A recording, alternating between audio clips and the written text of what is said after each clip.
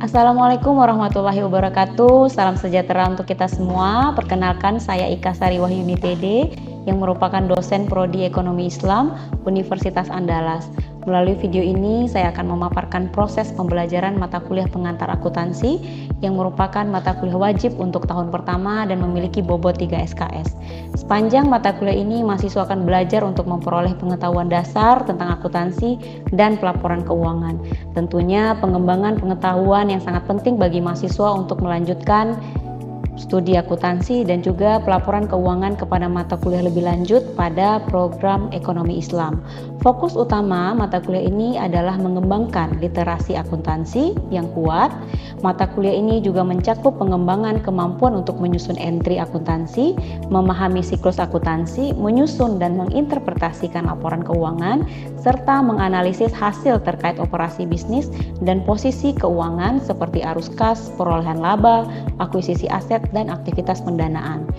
Di mana metode yang digunakan pada mata kuliah ini ialah menerapkan Student Learning Center, penekanan berpusat kepada mahasiswa sebagai subjek utama, dan orientasi pembelajaran melalui penekanan diskusi dan interaksi antara mahasiswa dan dosen.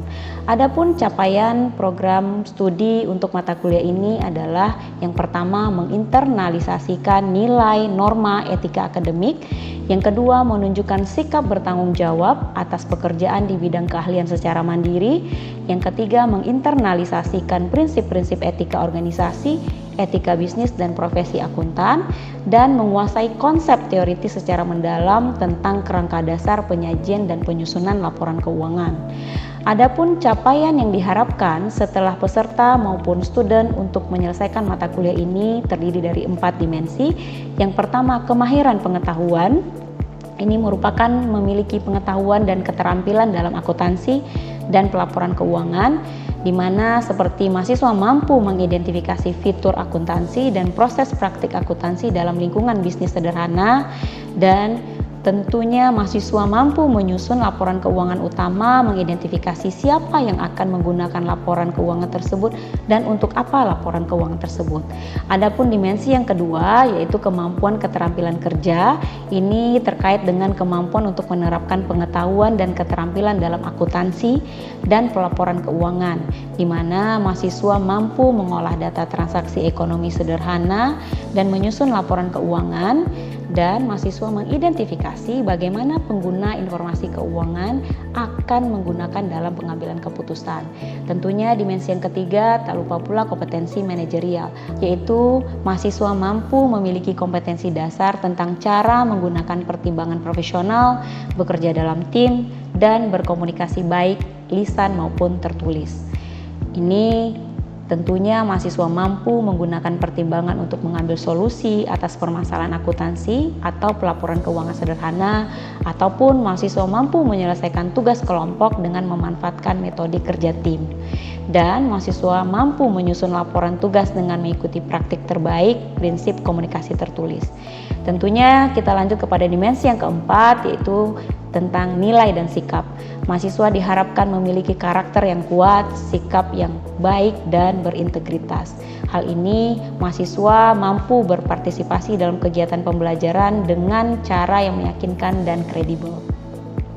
Berikut merupakan materi yang akan diajarkan pada mata kuliah pengantar akuntansi. Yang pertama terkait dengan akuntansi dan bisnis, kemudian mengenai transaksi dan persamaan akuntansi, yang ketiga transaksi dan akuntansi, kemudian yang terakhir mengenai siklus akuntansi perusahaan jasa dan dagang.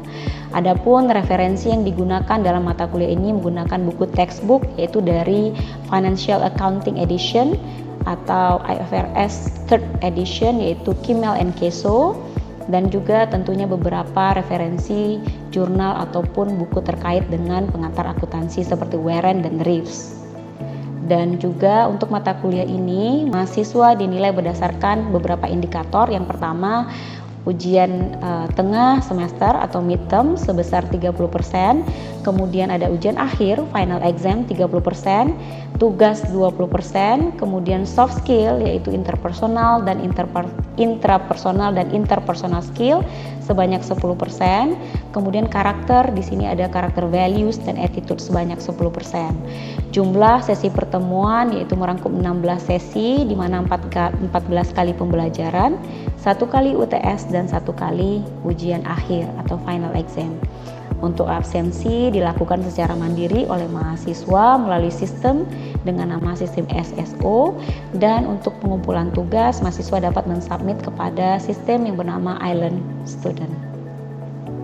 Berikut kita saksikan pembelajaran pada mata kuliah pengantar akuntansi. Assalamualaikum warahmatullahi wabarakatuh.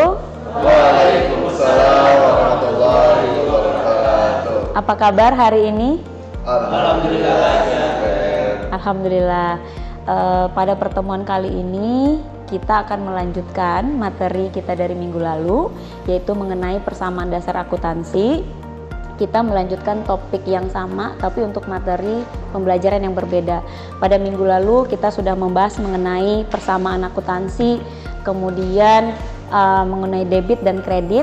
Pada kali ini kita lebih menekankan bagaimana cara untuk menjurnal transaksi. Di sini nanti kalian akan dihadapkan dengan beberapa contoh soal transaksi dari akuntansi. Nanti kita akan belajar di mana dia akan ditaruh di bagian aset atau ditaruh bagian liabilitas atau kewajiban ya, dan kemudian bagian ekuitas. Nanti kita coba simulasi beberapa contoh soalan dari transaksi tersebut. Kira-kira ada yang ingin mereview, mungkin Mem ingin mereview pengetahuan kalian, kira-kira minggu lalu ada yang masih ingat?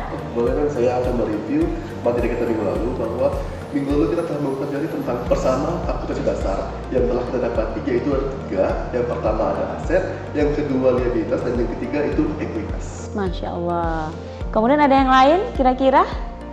Baik, Haikal. Kali saya menambahkan review pertemuan minggu kemarin, itu kita telah menyinggung tentang prinsip pengukuran akuntansi yang telah terbagi menjadi 2, yaitu prinsip harga historis dan yang kedua itu prinsip nilai wajar.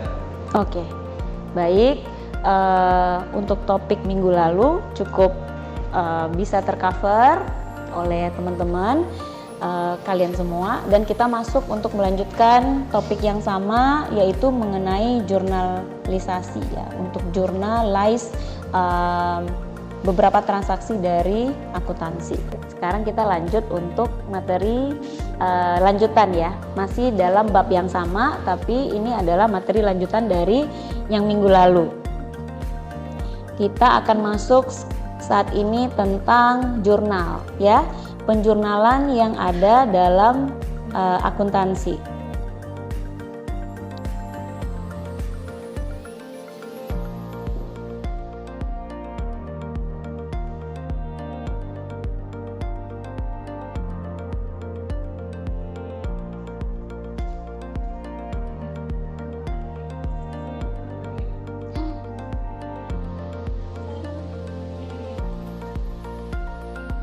Oke, ini tadi yang dijawab oleh Anif mengenai persamaan dasar akuntansi juga ya. Kita seperti yang kita ketahui ada aset, ada liabilitas dan juga ekuitas. Nah, aset ini adalah yang mendasari ya. Misalnya kita mau membeli sesuatu itu menggunakan uang. Uang dari mana? Kategorinya di akuntansi itu aset. Kita mau beli mobil dari cash ke mobil. Dia sama-sama kategorinya aset. Makanya kalau di laporan keuangan kita melihat semua harta benda itu kategorinya aset. Dari mana dapatnya? Ada 2, bisa dari ngutang ataupun dari uang sendiri. Liabilitas itu kan adalah kewajiban ya, hutang. Jadi misalnya perusahaan membeli mesin baru, belum tentu mereka belinya sekian miliar itu adalah cash. Mungkin mereka bisa over kredit ke bank dan lain-lain. Nah, itu mereka catat di liabilitas. Atau kalau misalnya beli yang kecil-kecil, mereka punya modal sendiri, pakainya di ekuitas, modal. Nah, itu secara simpel seperti itu. Itu tadi yang sudah di review ya oleh Haning. Nah, kita coba sekarang masuk ke, nah sebenarnya kita menggunakan persamaan akuntansi itu kalau kita lihat beberapa peristiwa ini ya. Beberapa peristiwa misalnya kayak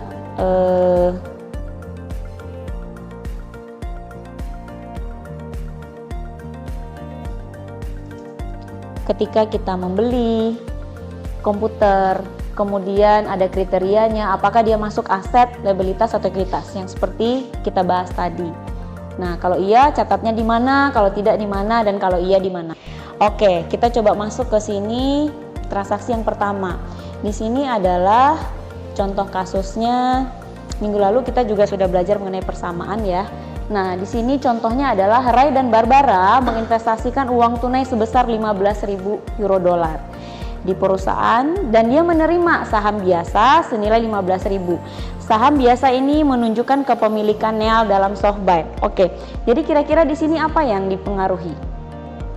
Akun apa saja? Oke, akun aset, bagus. Akun apa lagi? Akun ekuitas. Bagus. Jadi di sini kasnya tentu bertambah karena dia menginvestasikan uang senilai 15.000 euro. Kita lihat di sebelah kiri. Kemudian modal saham ikut bertambah. Catatannya adalah menerbitkan saham. Oke. Kemudian kita masuk ke 2. Nah, bagaimana cara kita melakukan pembelian peralatan secara tunai? Contoh, SoftBank membeli peralatan komputer seharga 7.000 secara tunai. Kira-kira apa yang dipengaruhi akun-akun apa saja? Kasnya berkurang, bagus. Kemudian peralatan bertambah. Jadi ada 2 yang mesti dipengaruhi, ada yang berkurang bagian aset, kemudian peralatannya ikut bertambah. Nah, ini mungkin satu topik transaksi yang cukup bagus. Kita bisa lihat sama-sama. Ketika SoftBank membeli kertas dan perlengkapan komputer lainnya yang akan digunakan untuk beberapa bulan seharga 1.600 dari Acme Supply Company. Transaksi ini adalah transaksi pembelian non tunai atau secara kredit. Oke. Kita lihat akun yang mempengaruhinya adalah perlengkapan bertambah, kemudian utang usaha bertambah. Kenapa? Karena membeli secara kredit. Oke, sampai di sini ada yang ingin bertanya dulu sebelum kita lanjut ke materi berikutnya? Saya ingin bertanya. Oke, baik. Nah, terkait transaksi ketiga, pembelian perlengkapan komputer secara kredit, itu kan penjurnalannya utang usaha dan kas. Saya masih bingung kenapa muncul akun utang usaha transaksi yang ketiga. Oke, baik. Pertanyaan yang sangat bagus. Kenapa muncul utang usaha pada transaksi yang ketiga? Ada yang bisa bantu? Kenapa dia muncul? Coba kita lihat kembali contoh soal dari transaksi yang ketiga. Di sini mungkin perlu kita highlight untuk menentukan apakah ini tunai atau tidak tunai. Di sini adalah kuncinya pembelian secara non tunai. Ketika non tunai, maka timbullah utang usaha. Jadi ketika kita menjurnal, jadi yang dipengaruhi adalah utang usaha. Dengan bertambahnya aset, maka utang ikut bertambah. Baik. Oke, mari kita lihat transaksi 8. Oke. Belum muncul ya?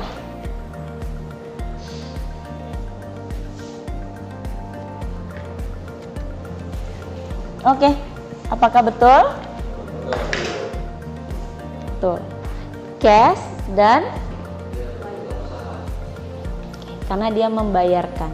Berarti uangnya keluar, cashnya berkurang, kemudian utang usaha juga berkurang. Berarti utang usaha itu termasuk liabilitas ya, bertambahnya sebelah mana? Bertambah di kredit, berkurang di debit. Oke, berarti utang usaha 250 dan cash 250. Dia mesti ada debit dan kredit. Cocok ya? karena 211 ini dia kebalikan dari aset.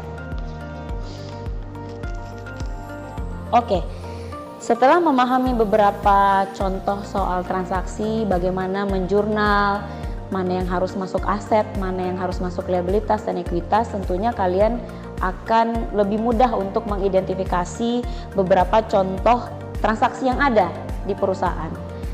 Apa yang ikut bertambah, mana yang ikut berkurang, dan yang lain-lain. Tetapi perlu kita pahami bahwa perusahaan penting untuk menyusun laporan keuangan. Jadi output dari akuntansi adalah laporan keuangan. Ini tentunya sangat bermanfaat untuk stakeholder. Stakeholder siapa? Yaitu pemegang saham, ya, ada investor, ada kreditor, kemudian juga ada pemerintah dan lain-lain. Nah, seperti yang kalian lihat di depan, ini merupakan 4 laporan keuangan yang ada dalam perusahaan. Yang pertama adalah laporan laba rugi, yaitu seperti yang kita kenal income statement. Ketika untuk melihat apakah perusahaannya laba atau rugi, kita melihat atau merujuk ke laporan laba rugi. Kemudian yang kedua, laporan saldo laba atau return earning. Di sini tentunya hal-hal yang terkait dengan saldo laba kita merujuk ke laporan return earning. Kemudian yang ketiga, ini yang sering kita lihat, mungkin adik-adik semua bisa lihat laporan posisi keuangan atau statement of cash flow. Ini dikenal biasanya neraca. Kalau kita go through on the website, misalnya dia perusahaan go public, kemudian kita buka websitenya, kemudian kita lihat annual report, contoh laporan keuangan misalnya BNI atau bank atau BUMN misalnya tahun 2024, kita download maka keluar laporan keuangan mereka. Di sana kelihatan berapa aset mereka, berapa hutang mereka, dan berapa ekuitas mereka seperti tadi. Dan itu bebas untuk diakses oleh publik karena dia perusahaan go public, kecuali private company we don't have any access to download their financial statement. Kita nggak boleh go straight through, ya, nggak bisa untuk menelusuri karena mereka private company. Kemudian yang keempat, ini adalah laporan arus kas. Laporan arus kas tentunya dari namanya kita mungkin tahu statement of cash flow. Cash flow berarti uang masuk, uang keluar. Untuk kapan sih ini uangnya keluar, kapan uangnya masuk, apa-apa saja digunakan, beli apa saja, beli investasi dan lain-lain, kita lihatnya di laporan arus kas. Oke, baik, dari 4 laporan keuangan ini kira-kira ada yang ingin menanyakan terkait dengan bagaimana tentang laporan keuangan? Iya, ya, silakan.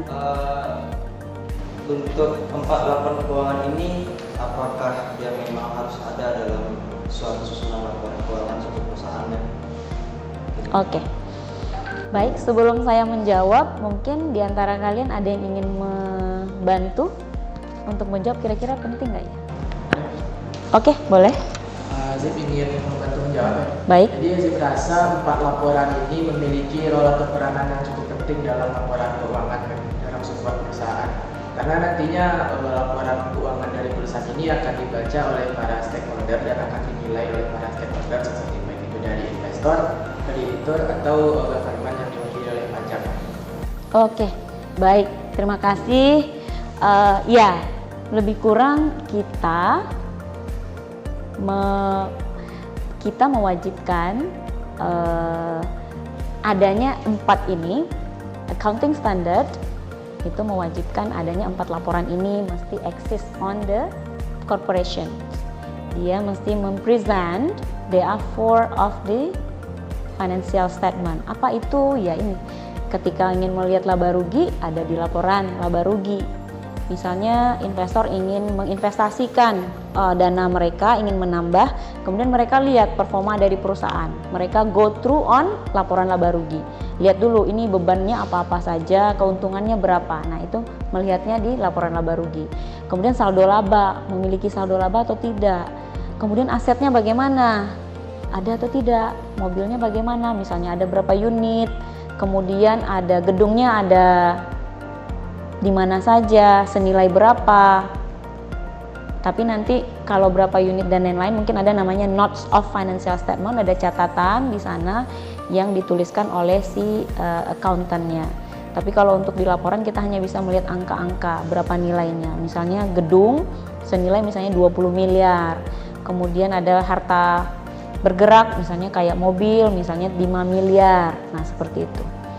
Nah, kemudian untuk laporan arus kas, mungkin ini bagian yang terpenting. Ketika suatu investor ataupun kreditor ingin menginvestasikan atau ingin memberikan pinjaman atau loan kepada perusahaan, mereka lihat dulu arus kasnya bagaimana, profitable atau tidak. Kalau tidak profitable, ya mungkin kreditnya tidak disetujui gitu ya, tidak di-approve. Kalau dia tidak menghasilkan laba, ya bagaimana cara kreditur untuk memberikan pinjaman untuk perusahaan tersebut. Oke, kita lanjut ke materi berikutnya. Oke, baik, kita berada di sesi akhir untuk hari ini, pertemuan kali ini. Mungkin dari MEM ingin menanyakan kepada kalian, kira-kira ada yang ingin menyampaikan atau mereview kembali apa yang sudah, materi yang sudah kita bahas tadi. Mungkin dari kalian ada yang ingin menyampaikan? Boleh, saya Mem. Oke. Saya akan menyimpulkan materi kita pada kali ini, yaitu kita dapat mengetahui tentang persamaan akuntansi dan mendefinisikan komponen-komponen akuntansi. Yang kedua, kita juga dapat menganalisis pengaruh dari transaksi bisnis pada persamaan akuntansi, dan kita juga telah mempelajari bagaimana bentuk jurnalnya. Dan yang ketiga itu adalah kita telah memahami bahwa terdapat ada 4 laporan keuangan seperti laba rugi, neraca, arus kas, dan bahkan saldo laba. Begitu. Baik, ya lebih kurang kita telah memahami materi-materi yang disebutkan oleh Hanif tadi. Saya harapkan kalian terus untuk up to date ya mengenai materi-materi ini. Kalian bisa baca buku, download jurnal, artikel untuk memperbarui pemahaman kita.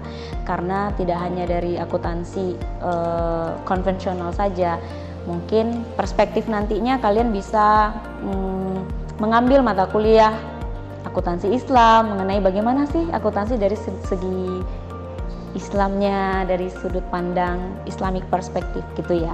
Oke, baik, tentunya untuk minggu depan Mem akan memberikan tugas kepada kalian. Silahkan kalian download laporan keuangan dari berbagai perusahaan, kemudian nanti kalian download dan kalian print, kemudian kita bahas pada pertemuan berikutnya.